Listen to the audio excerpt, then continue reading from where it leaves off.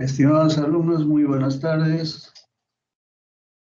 Vamos a empezar un nuevo segmento. Diremos la parte más importante desde acá para adelante de nuestra especialidad. Vamos a hablar en este momento, hoy día, sobre la exploración radiológica del tórax normal.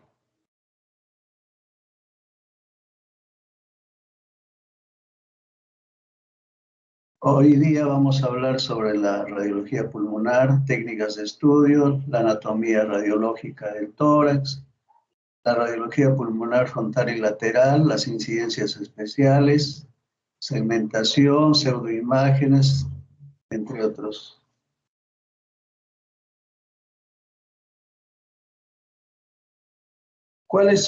Para empezar, cuáles son las técnicas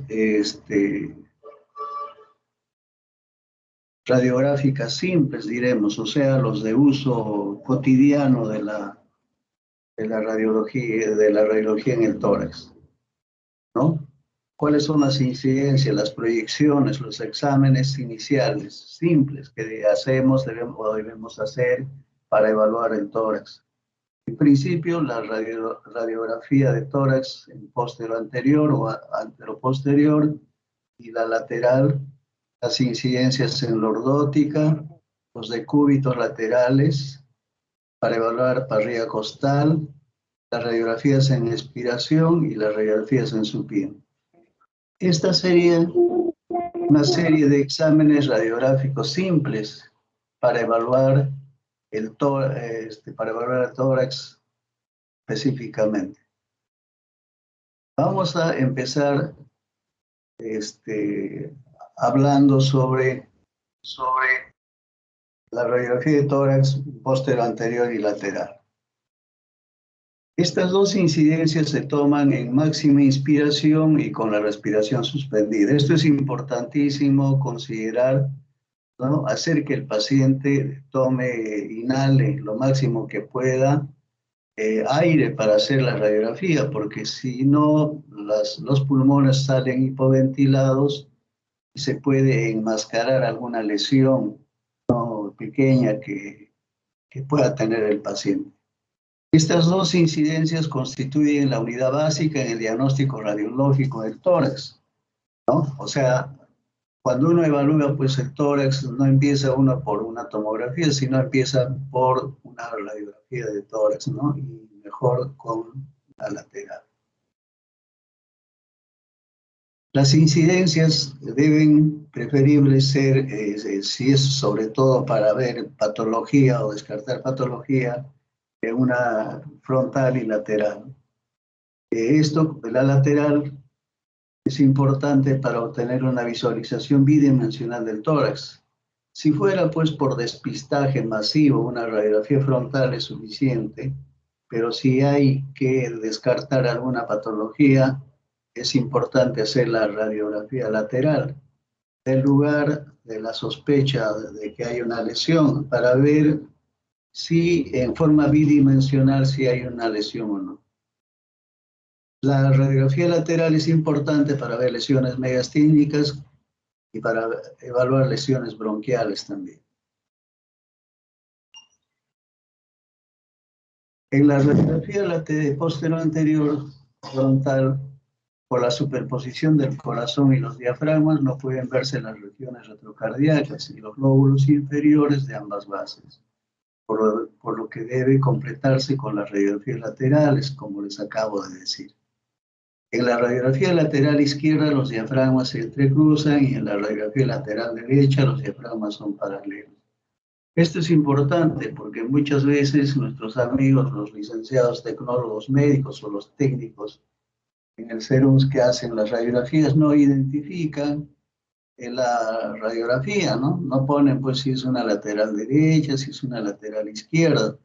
Entonces debemos saber, debemos mirar los diafragmas. Si se entrecruzan los diafragmas, el que estamos viendo es la radiografía lateral izquierda, o sea, el pulmón que estamos viendo es el izquierdo.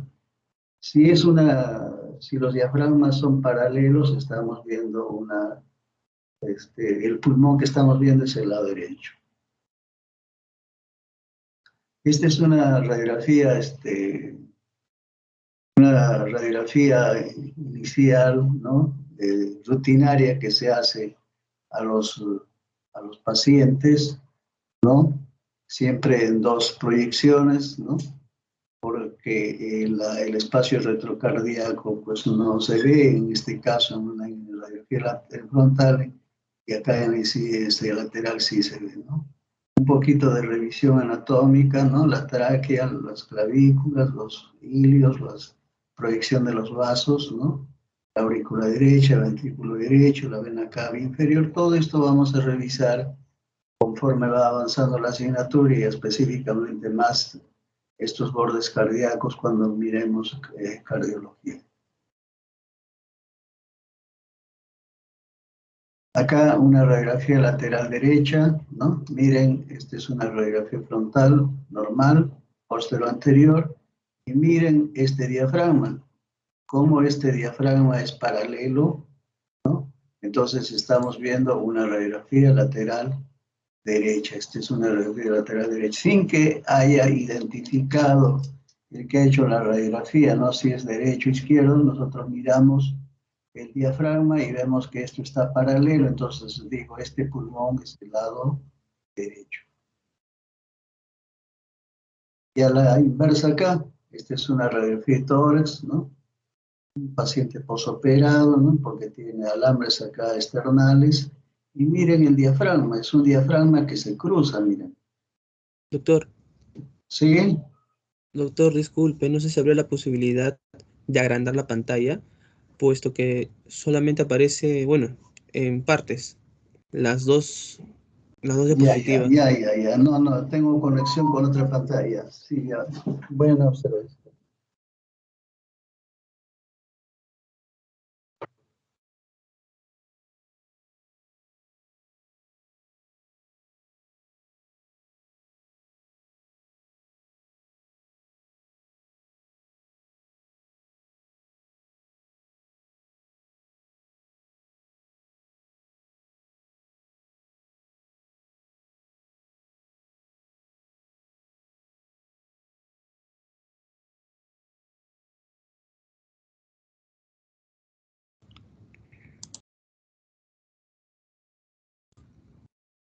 Sí, doctor, ahí se ve todo.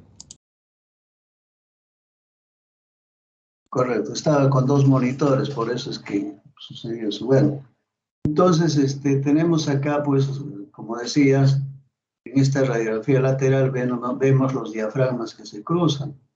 Los diafragmas que se cruzan me está diciendo que este pulmón que estamos viendo acá es una radiografía lateral izquierda. Hay otra proyección que se llama lordótica. Es una radiografía tomada en proyección anteroposterior y con lordosis forzada del paciente. Se usa fundamentalmente en la investigación de lesiones de los ápices pulmonares que están superpuestos por la clavícula y los arcos costales de esa zona. Es útil en la confirmación de colapso del lóbulo medio que están mal definidos en la proyección posterior anterior, porque favorece la visualización de la cisura menor y por consiguiente sirve para confirmar dicho diagnóstico. Y estas son las imágenes. Hay lesiones en los que la clavícula puede superponer dicha lesión, ¿entiende? Una radiografía frontal común y corriente. Entonces, como necesitamos evaluar los ápices estos que están superpuestos por las clavículas, hacemos esta incidencia que se llama ápico-lordótica o lordótica, una incidencia lordótica.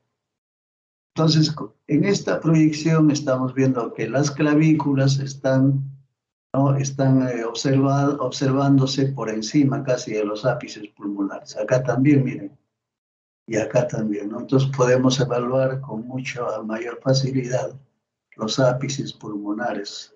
Entonces, o sea, esta incidencia que se hace para evaluar los ápices pulmonares se llama radiografía lordótica de pulmones. También hay otra incidencia que se llama el decúbito lateral.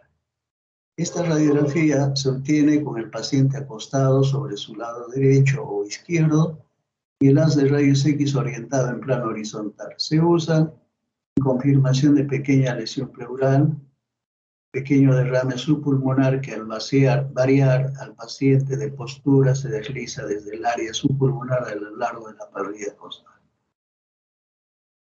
En el diagnóstico también se usa, diferencial de derrame y condensación del lóbulo inferior, el pequeño neumotórax de mala visualización con las proyecciones de inspiración-expiración, en detección de masas movibles intracavitarias, sospecha de cuerpo extraño no bronquial en los niños para ver el desplazamiento.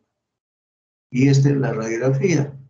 Esta es una radiografía bastante conocida, está en internet, ¿no? Este es un paciente recostado sobre el lado derecho, este es el chasis que contiene la película radiográfica, este es el tubo de rayos X, se dispara directamente, ¿no? Y vemos la imagen radiográfica. Seguramente en una radiografía frontal ha estado obturado esta base, pero en esta radiografía en decúbito lateral se ha desplazado, me está confirmando de que es pues un derrame pleural. Las proyecciones para parrilla costal. Es útil para demostrar fracturas costales, para ver lesiones destructivas, tales como metástasis costales, por ejemplo, para definir masas de la pared torácica, incluidos tumores que tienen su origen en la propia costilla. Esta es una radiografía frontal, esta es una radiografía en oblicuo. Siempre para evaluar las costillas se hacen dos incidencias, una frontal y una oblicua del lado de la lesión. Hemos dicho, o debemos decir, que normalmente que estos exámenes están hechos por los tecnólogos médicos, radiólogos. Muchos de estos tecnólogos médicos a veces hacen los exámenes muy apurados por la carga de trabajo y lo hacen a todos como de tórax. Sin embargo, no debemos de tener en cuenta nosotros que vamos a ver las radiografías, si la incidencia está hecho para ver para pulmones o si está hecho para ver para huesos. Bien, si la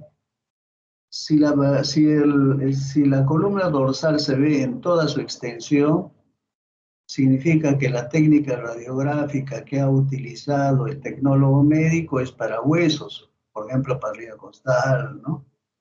Pero si desde D3 o D4 no se ve no se ve las vértebras dorsales, significa de que la radiografía que se ha hecho es para pulmones. En este caso que se evalúa huesos, debe verse toda la columna dorsal, ¿no? Porque significa que la técnica usada es para huesos. Bueno, estamos viendo acá los arcos costales con bastante definición y siempre para evaluar parrilla costal hay que hacer la incidencia oblicua del lugar, frontal y oblicua del lugar de lesionado, ¿no? De la aparente lesión. Acá también una radiografía en parrilla costal, miren cómo se observa con bastante nitidez la parrilla costal, ¿no? Siempre que la técnica radiográfica utilizada sea para parrilla costal. También hay otra radiografía en expiración, ¿no? Hemos dicho que para hacer la radiografía tiene que ser en máxima inspiración, o sea, tomando aire y conteniendo, pero a veces hay que hacerlo en expiración, o sea, eliminando todo el aire. ¿En qué caso se hace eso? Por ejemplo, en detección de neumotórax poco visible, para ver desplazamiento de diafragma. Esto es con inspiración e expiración, cuando hay atrapamiento aéreo por enfisema obstructivo, enfisema difuso lobar o en membrana hialina. Por ejemplo, acá tenemos dos radiografías, ¿no? Una es en inspiración, otra es en expiración. ¿Entienden? Este paciente ha inspirado correctamente y se ha expandido muy bien los pulmones. Acá ha expirado completamente, ¿no? Y estamos viendo que el diafragma está funcionando perfectamente bien, no hay parálisis diafragmática y además no hay ninguna lesión que pueda enmascararse a la inspiración. Acá también otra radiografía de inspiración, en este caso, cómo se ve el neumotórax en la inspiración y en la expiración. En la inspiración, miren cómo se adelgaza la lesión, o sea, el volumen del neumotórax. Y en la expiración, miren que se ve con mayor, entre comillas, volumen, ¿no? del neumotórax en este pulmón izquierdo. También hay las radiografías en supino, ¿no? En ocasiones, por el mal estado del paciente, se realiza la proyección en decúbito supino. En esta incidencia, debido a que la distancia foco-película es menor que en condiciones normales y que la dirección del haz de rayos X es en sentido AP, el mediastino superior y la silueta cardíaca aparecen en un 20% más que en la radiología convencional, o sea, aparece como que hubiera cardiomegalia, ¿no? Generalmente estas radiografías en supino se hacen pues, en pacientes hospitalizados, pacientes en los que están en su camilla, en su cama de hospitalización. Entonces, las condiciones muchas veces técnicas para hacer la radiografía no son las óptimas. Entonces, la distancia entre el chasis que está detrás del paciente y el tubo de rayos X disminuye, ¿no? Por las dimensiones del ambiente, y la radiografía va a verse pues magnificada, diremos como que hubiera, por ejemplo, cardiomegalia, ¿no? Por ejemplo, acá, ¿no? Este es un pacientito en camilla que estaba hospitalizado, ¿no? Igual también acá, ¿no? Acá ya ha incrementado el volumen cardíaco, acá un poquito menos, ¿no? Y se hace también estas incidencias por ese motivo. Miremos ahí algunas técnicas radiológicas especiales. El nombre especial no es tan digamos, trascendente, ¿no? Porque ahora se hace con cierta frecuencia la tomografía, la angiografía, los ultrasonidos, la medicina nuclear, la resonancia magnética y la tomografía. ¿Cuáles serían las indicaciones, ¿no? Para hacer una tomografía de tórax un paciente, ¿no? Lesiones parenquimales y calcificaciones, característica de lesiones nodulares, presencia de cavitaciones, evaluación de tumores apicales, malformación arteriovenosa, metástasis pulmonares, adenopatías ciliares y mediastínicas, lesiones traqueales y bronquiales y localización de lesión pulmonar. Por ejemplo, ¿no? Miren, la tomografía, estas son tomografías, esta es una tomografía de tórax, corte axial, ventana parenquimal, ¿no?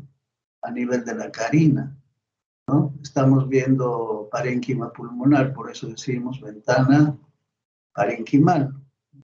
Cuando se ve menos parénquima y más mediastino, hablamos de ventana mediastinal, ¿no? Acá también, esta es una tomografía corte axial, ventana parenquimal, y esta es una tomografía reconstrucción sagital, ventana parenquimal, ¿no? Con estas opacidades en vidrio esmerilado marginales, ¿no? Seguramente por el temido virus COVID-19, ¿no?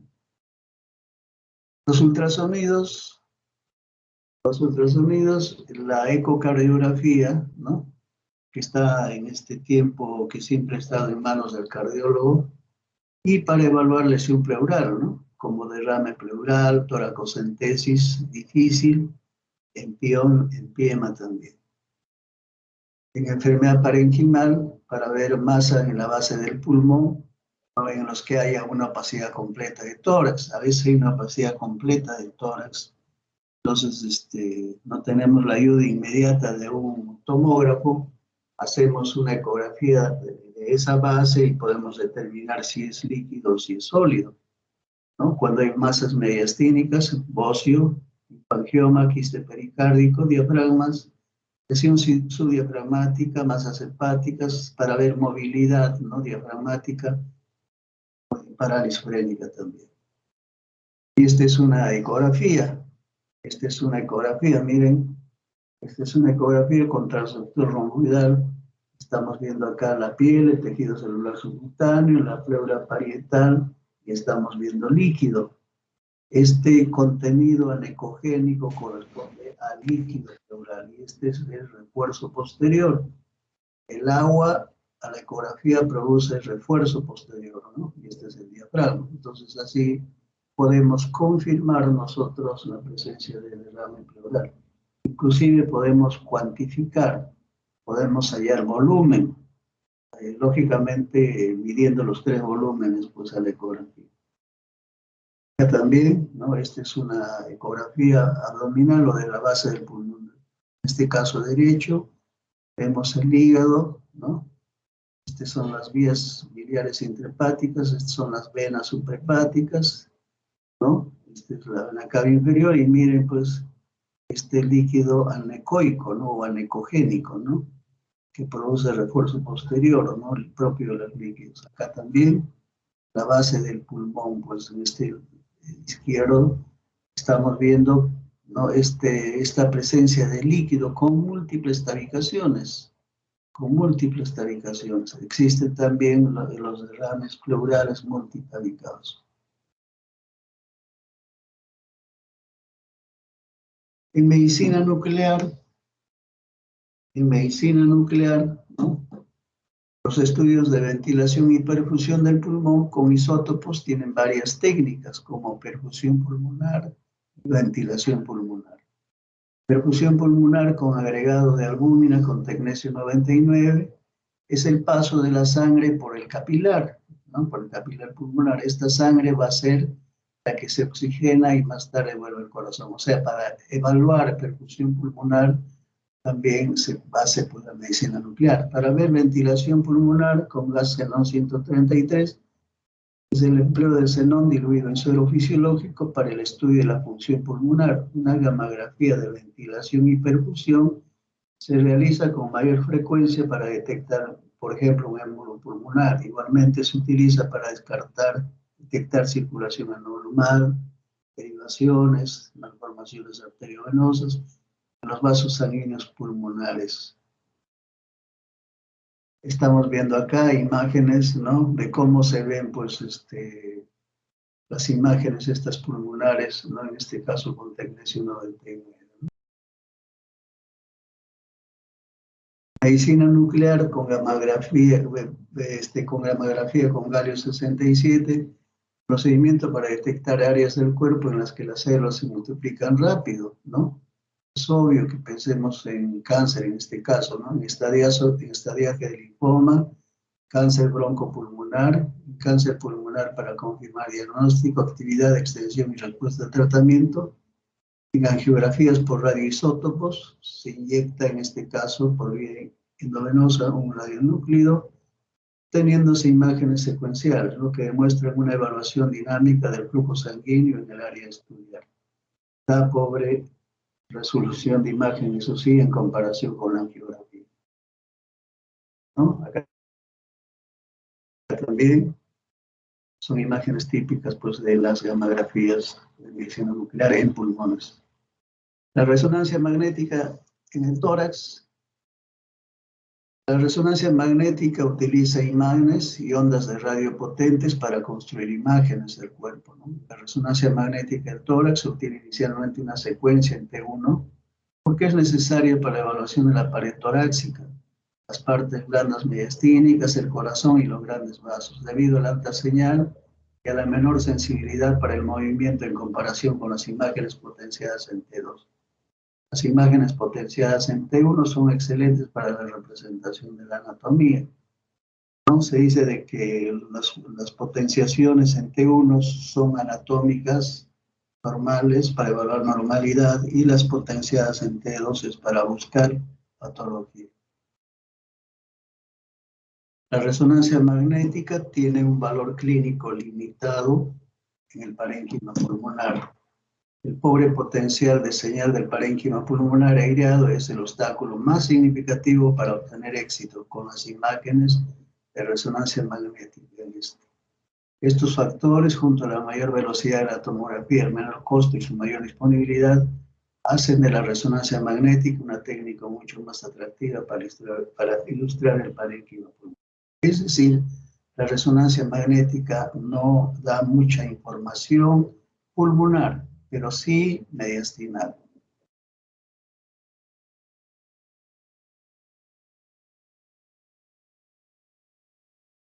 Un minuto, por favor, un minuto.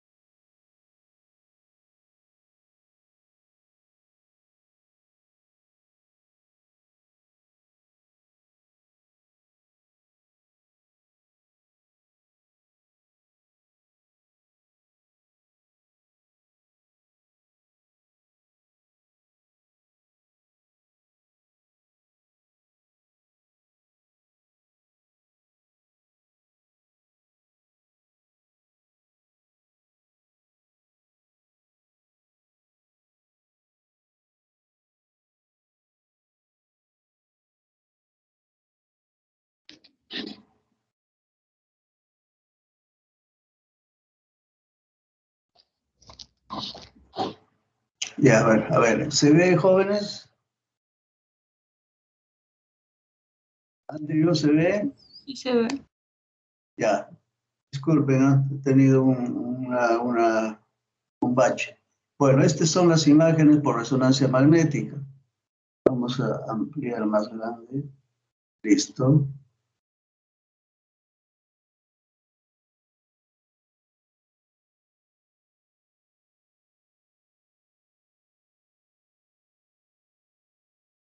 ¿Se ve el mouse, por favor? Sí, ¿no es cierto? Sí. Ya, bueno, vamos a mostrar ahora algunas imágenes de la resonancia magnética. Les decía de que en los pulmones no funcionaba muy bien la resonancia magnética. Para los pulmones es tomografía. Para el mediastino sí es resonancia magnética, para el mediastino y las partes blandas, ¿no? es la resonancia magnética y da muy buena información. Esto es una resonancia magnética de tórax, corte axial, pero para evaluar mediastino.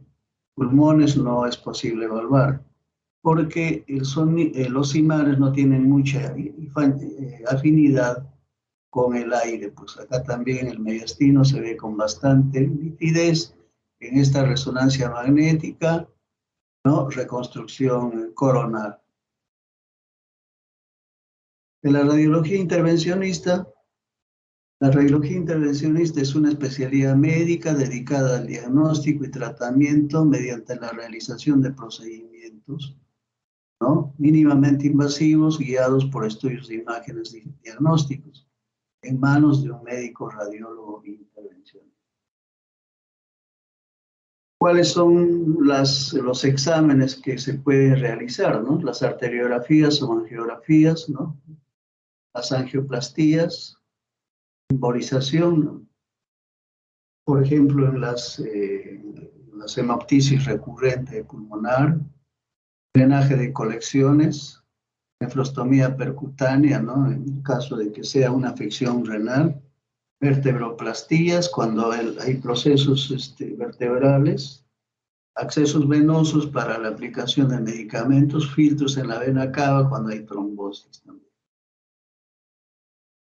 Esta es una imagen del internet, ¿no? de una sala de radiología intervencionista, en el que estamos viendo acá al médico radiólogo intervencionista, al ayudante, a los monitores, y están haciendo seguramente un procedimiento intervencionista. Bueno, hasta acá hemos hablado de todos los exámenes que se pueden realizar, ¿no? Desde el punto de vista, diremos, de los exámenes simples y también de los exámenes un poco menos simples, por decir complejos o más avanzados, diremos la palabra. Ahora vamos a revisar un poco de tórax normal. Para evaluar el tórax normal hay varios planos. Y lo que pretendemos hacer es una revisión un poquito esquemática del tórax normal. Ustedes tienen están más al tanto de esto por sus conocimientos de anatomía de hace solo algunos años atrás, ¿no? En la caja torácica empezaremos estudiando de afuera para adentro las partes blandas como la piel, tejido cerebral subcutáneo, músculos, los huesos, las costillas, la columna vertebral externa, la clavícula, la pleura visceral y parietal y el diafragma, ¿no? Los espacios aéreos, la tráquea, los lóbulos y los segmentos, los cilios también, y las estructuras vasculares, arterias y venas, linfáticos y la silueta cardiovascular. Acá, por ejemplo, estamos viendo una radiografía de tórax normal, ¿no? Tórax normal en el que estamos viendo, pues, este es el pulmón derecho, el pulmón izquierdo. Siempre en las radiografías hay una identificación en metal, en plomo, que pone el tecnólogo médico, ¿no? Para decir cuál lado es el lado derecho, como en este caso, por ejemplo, el derecho, ¿no? Acá seguramente también está puesto, lo que pasa es que la radiografía está cortada, ¿no? No siempre, entonces por eso es que sé que este es el lado derecho del paciente y este es el lado derecho del paciente, este es el lado izquierdo y este es el lado izquierdo. Porque hay algunos casos en los que hay pues los situs inversos, ¿sí? O la extrocardia, en los que están invertidos los pulmones, ¿no? Entonces, para evitar eso siempre hay una señal que ponen los tecnólogos, ¿no? Y eso eso funciona pues en todos los lugares, ¿no? En los que se hace la radiografía. Vemos los pulmones, la trama broncovascular, como vamos a ver después, los cilios, la pleura que está acá, pero que no se ve cuando están normales, los diafragmas, ¿no? Los cilios. Luego el corazón, ¿no? El corazón, los bordes cardíacos que vamos a evaluar cuando hagamos cardiología y las estructuras óseas, ¿no?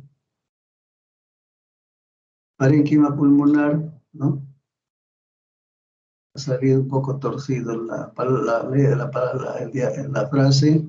La mayor parte del volumen pulmonar está ocupado por aire que ocupan los alveolos, como ustedes saben.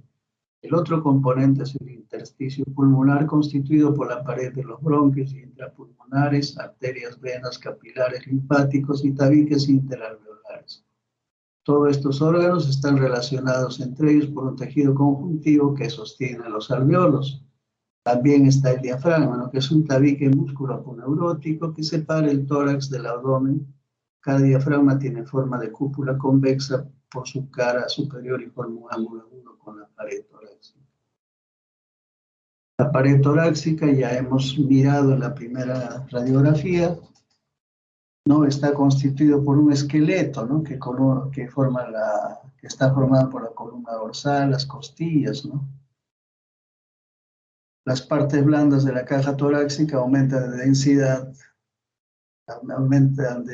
en las imágenes pulmonares y más, y el sujeto es musculoso. Y el mediastino contiene un gran número de órganos, ¿no?, el corazón, los grandes vasos, la tráquea y los bronquios principales, el esófago y los nervios neumogástricos, plénicos y recurrentes, y las cadenas simpáticas, así como un gran número de formaciones ganglionares, linfáticos y algunos casos sensibles. Y acá vemos también un poco de lo que vamos a mirar en las radiografías. El pulmón derecho está dividido en segmentos, el izquierdo también. Primero en lóbulos, luego en segmentos. El lóbulo derecho tiene pues el pulmón derecho en su lóbulo superior tiene 3 segmentos. El pulmón derecho en su lóbulo medio tiene 2 y en su lóbulo inferior tiene 5 segmentos. Y en el izquierdo, en su lóbulo superior, tiene 2 y 1 juntado, y la língula, ¿no?, que es superior e inferior, y en el lóbulo inferior pues tiene pues 4, ¿no?, y el 7 y el 8 juntos. Y también vamos a evaluar, vamos a ver, ¿no?, las cisuras pleurales. Las cisuras, esta es la cisura arcigos, esta es la cisura menor, esta es la cisura menor accesoria también. Cisuras pleurales en una radiografía lateral, esta sería la cisura menor y esta es la cisura mayor, ¿no? En el lóbulo superior derecho tenemos los segmentos. En el lóbulo superior derecho, en una radiografía frontal, vamos a tener el segmento 1, 2 y 3. Y en la radiografía lateral vamos a tener el segmento 2, el segmento 1 y el segmento 3. Esa es la distribución segmentaria del lóbulo superior derecho en una radiografía frontal lateral. Para designar la localización de lesiones, ¿no?, pulmonares.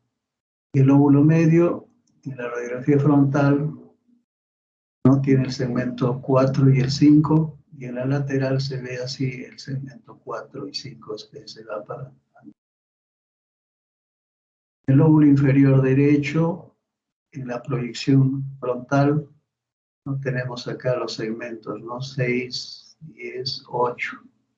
Y en la proyección posterior es el que se ve el 9, y el 7 también, y el 10 que es posterior, y el 8 que es anterior en el lóbulo inferior. En el pulmón izquierdo, ¿no?, en el pulmón izquierdo tenemos el lóbulo superior. Y el lóbulo superior tiene el segmento 1, 3 y 2, ¿no? Son los segmentos del lóbulo superior izquierdo.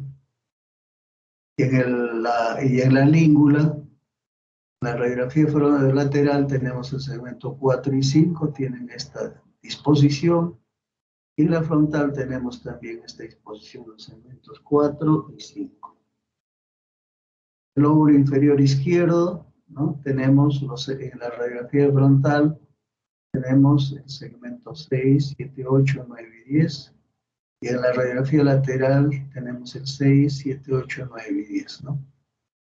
La segmentación es importante porque nos permite decir en qué lugar, en qué segmento se encuentra determinada lesión, que es más anatómico. Lógicamente la segmentación es más importante cuando se haga la tomografía, pero eso no impide de que nosotros en una radiografía de tórax podamos decir en qué segmento está determinada lesión. Tejidos blandos o partes blandas, que empiezan de la piel y van para la profundidad. ¿Qué artefactos podemos tener pues en las partes blandas, ¿no? El pezón mamario, por ejemplo. El pezón mamario puede aparecer como un nódulo pulmonar solitario, sobre todo los pezones mamarios prominentes, ¿no? Lesiones nodulares de piel como verrugas puede aparecer como nódulo pulmonar, o fibromas y la cola de caballo, ¿no? De las señoritas, si no están muy sujetas y se proyectan en la espalda, puede aparecer como que estuvieran, pues, que hubieran lesiones pulmonares ahí. Entonces eso es importante considerar, ¿no? Lesiones no tumorales, gas en partes blandas, se llama enfisema subcutáneo, ausencia de una mama, ¿no? Esto va a hacer de que un tórax se vea más radiotransparente que otra, ¿no? Puede confundir y no es más que a la ausencia de una mama, ¿no? Por tratamiento quirúrgico, ¿no? Tumores, lipomas o liposarcomas, hemangiomas, tumores neuronales, musculares, la columna vertebral, escoliosis y hipoescoliosis, diafragma, ceventración y hernia diafragmática. Cuerpo extraño, por ejemplo, en este marcapaso, ¿no? Este es un marcapaso que está en las partes blandas, está debajo del tejido celular subcutáneo, tórax, ¿no? También las mamas, ¿no? Acá se ve las mamas completas en ambos lados, entonces, pero si hubiera en uno y en el otro no, puede confundir con una masa, ¿no? Y estos artefactos múltiples que corresponden a cuerpos extraños, ¿no? Con densidad metálica que corresponden a perdigones, ¿no? La laringe, en el sílabus está la laringe. La laringe es un órgano tubular constituido por varios cartílagos, en su mayoría semilunares, comunica la laringe con la tráquea y se halla delante de aquella. Es una estructura músculo-cartilaginosa situada en la cara anterior del cuello a la altura de C3, C4, C5 y C6. Está formado por el hueso hyoides y por los cartílagos tiroideos, cricoides, aritenoides, corniculado, cuneiforme y la epiglotis, ¿no? Todos ellos articulados, revestidos de mucosa y movidos por músculos. Acá tenemos una esquematización. Una radiografía no lo podemos graficar también como un esquema, ¿no? Esta es la laringe, toda la parte de la laringe, el orofaringe. Laringe o faringe o hipofaringe. La laringe, esta es una radiografía, ¿no? La lateral de la laringe, y este es un esquema para poder determinar, para poder orientarnos en el espacio. Esta sería la base de la lengua que está por acá, la valécula, ¿no? La valécula está por acá, el espacio faríngeo, que sería esto, ¿no? La epiglotis se evalúa por acá, y el ligamento aritenoepiglótico, por acá, aritenoides, por acá, la falsa cuerda que no se delimita muy bien, el ventrículo laríngeo, que no se delimita muy bien tampoco, y las cuerdas vocales, ¿no? Por acá estarían las cuerdas vocales. Tráquea es un órgano del aparato respiratorio de carácter cartilaginoso y membranoso que va desde la laringe a los bronquios, ¿no? Su función es brindar una vía abierta al aire inhalado y exhalado desde los pulmones. Personas enfermas o accidentadas, la vía natural de respiración que constituye la tráquea puede sufrir daños o inclusive obstruirse. Actualmente hay estrecheces traqueales debido al uso, pues, del tubo endotraqueal por traqueostomía, ¿no? Entonces acá podemos ver en una radiografía frontal, estamos viendo la proyección de la tráquea, bronquiotronco derecho y izquierdo, y esta es una radiografía lateral en donde estamos viendo la tráquea, los bronquios troncos derecho y los bronquios troncos izquierdo, ¿no? El diámetro aproximado de la tráquea es de 7 mm, 7 hasta 10 mm. Pero con el uso prolongado de las tubos endotraqueales puede haber estenosis traqueal, ¿no?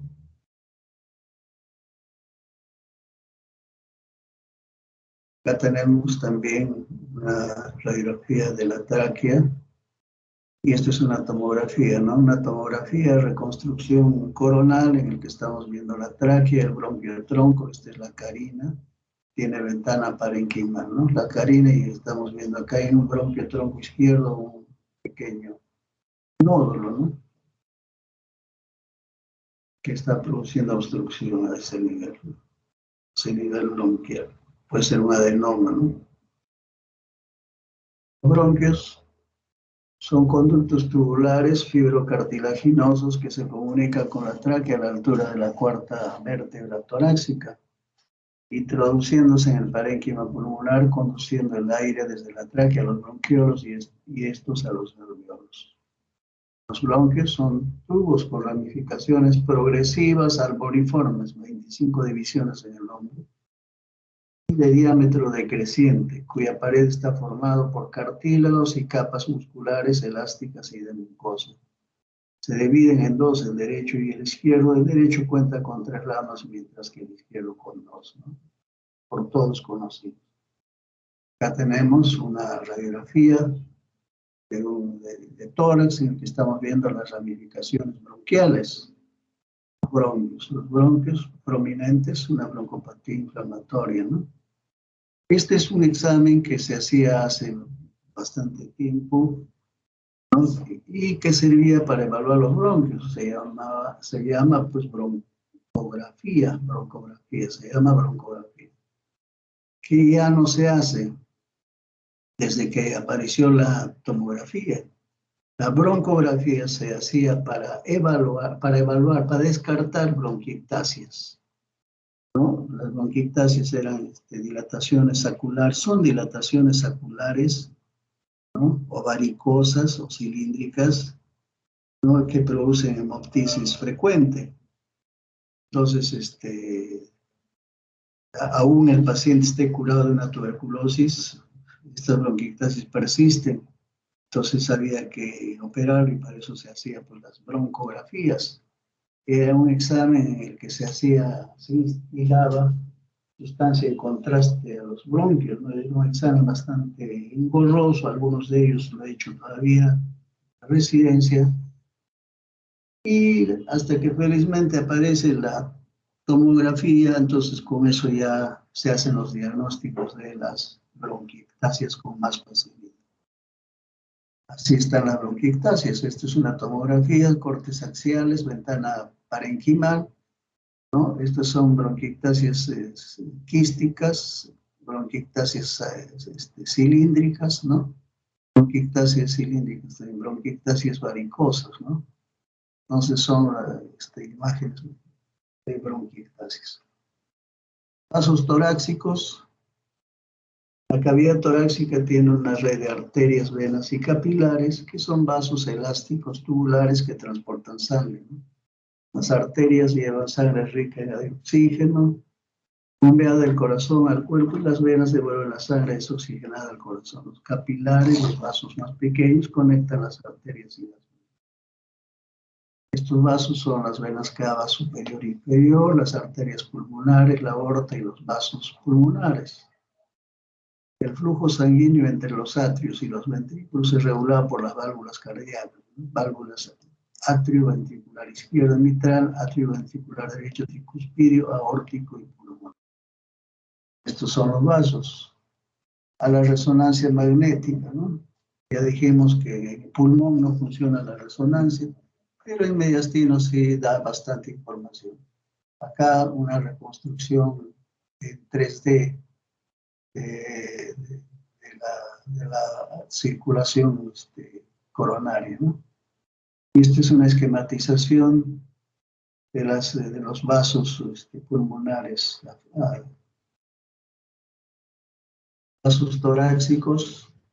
Acá hay un angiotén torácico, acá ambos son de reconstrucción coronal, Y vemos acá los vasos pulmonares, ¿no? Las arterias pulmonares, con qué nitidez se puede observar, ¿no? Bueno, eso es la teoría de hoy día, estimados jóvenes. Es un poquito, diremos, largo y más que nada conocer o recordar para ustedes un poco la anatomía y la anatomía de nosotros, como nosotros vemos desde nuestra especialidad. ¿Alguna pregunta? A ver, jóvenes.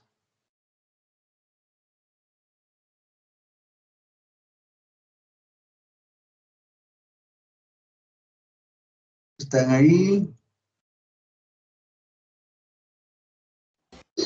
Sí, doctor. Bueno, ¿alguna pregunta? Bueno, entonces esto es un poquito para hablar de generalidades del pulmón, del tórax normal, a lo que corresponde, pues, pulmones, los exámenes que se usan, ¿no? Desde los más simples hasta los más complejos. Bueno, eso sería todo, jóvenes. Entonces, estudien y voy a sacar la asistencia con el delegado. Y con ustedes hasta cualquier